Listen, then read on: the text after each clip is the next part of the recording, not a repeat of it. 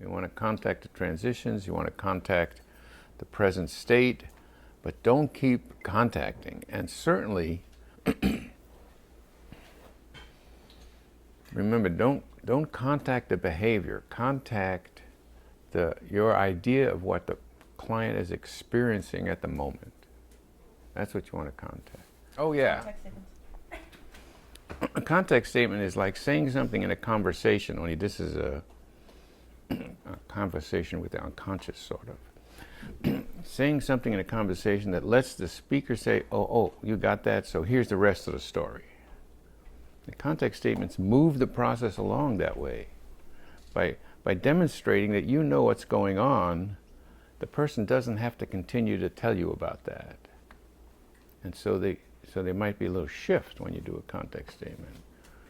And you want to contact that if you can too. Contact the experiential changes in the client. And don't overdo it, because context statements are not about constantly letting them know. It's about establishing the fact in the client's unconscious mind that you are in contact with them. And once you've done that, you don't have to do it much.